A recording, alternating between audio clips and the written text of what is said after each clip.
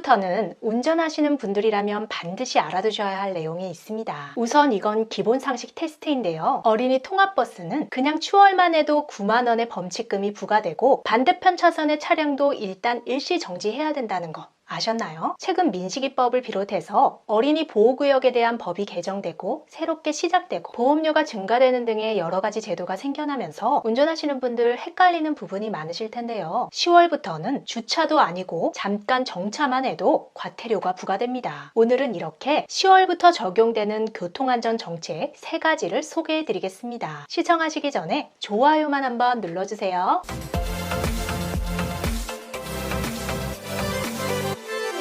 얼마 전 9월달부터 바뀌는 정책 영상에서 9월달부터는 스쿨존에서 사고가 나지 않더라도 과속만 해도 보험료가 추가로 할증된다고 말씀드렸는데요. 10월달부터는 어린이 교통사고 예방을 위해서 어린이 보호구역 내에서는 원칙적으로 모든 차의 주차, 정차가 모두 금지됩니다. 운전을 하다 보면 흔히 주차 금지 표지판하고 주정차 금지 표지판 2가지를 볼 수 있는데요. 여러분들은 주차와 정차의 차이에 대해서 정확히 아시나요? 잠깐 세워두면 정차, 오래 세워두면 주차 이렇게 알고 계시는 분들도 계시고 운전자가 차에 타고 있으면 정차, 운전자가 차 안에 없으면 주차 이렇게 알고 있는 분들도 계시죠. 정확하게 도로교통법을 확인해보면 주차는 차를 계속 정지 상태에 두는 것 또는 운전자가 그 즉시 차를 운전할 수 없는 상태에 두는 것 이 2가지 중 하나를 의미하고요. 정차는 5분을 초과하지 아니하고 차를 정지시키는 것이라고 시간이 정확하게 나와 있습니다. 그러니까 주차의 정의에는 5분이라는 말이 없지만 5분이 넘지 않는다면 정차라고 할 수 있겠죠. 하지만 운전자가 그 즉시 차를 운전할 수 없는 상태에 두는 것이 또 주차이기 때문에 5분 미만으로 차를 세워뒀더라도 운전자가 차량을 이탈했다면 정차라고 볼 수도 없을 것 같은데요. 헷갈리시죠? 정리해드리면 운전자가 차를 떠나지 않아서 즉시 운전이 가능한 상태이면서 5분 이하로 차를 세워두면 정차, 운전자가 차 안에 있더라도 5분을 넘기거나 5분 이하로 차를 세워두더라도 운전자가 차를 떠나서 즉시 운전할 수 없는 상태라면 주차라고 할 수 있겠습니다. 그런데 이제는 어린이 보호구역에서 주차, 정차가 모두 금지되니까 운전자분들은 정말 주의하셔야겠습니다. 요즘 초등학생들 사이에서 민식이법 놀이도 생겼다고 하죠. 예전에 소개해드렸던 안전신문고 앱을 열어보면 메인 화면에 바로 불법 주정차 신고 메뉴가 나오고요. 유형 선택을 누르면 이렇게 어린이 보호구역이 5대 불법 주정차로 나옵니다. 눌러보면 지금은 초등학교 어린이 보호구역 주 출입문 앞도로에서 정지 상태 차량이 단속 대상이지만 이제는 어린이 보호구역 전체로 확대되고 정차만 해도 신고 대상이라는 점 꼭 알아두시기 바랍니다. 일반적인 주정차 위반 시에는 승용차 4만원, 승합차 5만원이지만 오늘 설명드리는 어린이 보호구역은 승용차 12만원, 승합차 13만원의 과태료가 부과됩니다. 다만 어린이가 통학용 차량에 승하차하기 위한 경우에 시도경찰청장이 안전표지로 구역, 시간, 방법 및 차의 종류를 정하여 허용한 곳에서만 예외적으로 주정차가 허용되는데요. 이렇게 어린이 승하차 안전표지가 설치된 장소라고 해도 안전표지에서 정하는 주정차 시간, 방법, 차의 종류를 지키지 않으면 주정차 금지 위반에 해당됩니다. 부모님들이 아이들을 데려다 줄 경우에도 정해진 구역에서만 내려주거나 태울 수 있는 겁니다. 다음으로 역시 어린이와 관련된 과태료인데요. 어린이집이나 학교, 학원 모두 어린이들이 타는 차량은 눈에 잘 띄는 노란색이죠. 도로교통법에서는 이런 차량들을 어린이 통학버스라고 규정하고 있습니다. 그런데 이런 어린이 통학버스는 특별 보호를 받기 때문에 주변 운전자들이 각별히 주의해야 하는 교통법규가 있지만 운전자들이 잘 모르는 경우가 많은데요. 어린이 통학버스에는 어린이 보호 표지가 있습니다. 어린이가 타고 있지 않으면 운전자는 이 어린이 보호 표지도 가려야 하는데요. 어린이 보호 표지는 차량 앞유리 우측 상단하고 뒷유리 중앙 하단에 부착을 해야 하고 운전자는 이런 어린이 보호 표지가 있는 차량을 추월할 수 없습니다. 도로교통법 51조를 보면 도로를 통행하는 어린이 통학버스를 앞지르지 못한다고 나와 있는데요. 정차해서 어린이들이 타고 내릴 때는 아이들이 언제 뛰어나올지 모르니까 주의를 하시겠지만 도로를 통행 중에도 앞지르기를 할 수 없다는 것을 대부분 잘 모르십니다. 정차했을 경우에는 비상 깜빡이를 켜는데요. 뒤에서 따라오는 차량은 당연히 일시정지 해야겠지만 반대편 차선의 운전자도 일시정지를 하셔야 합니다.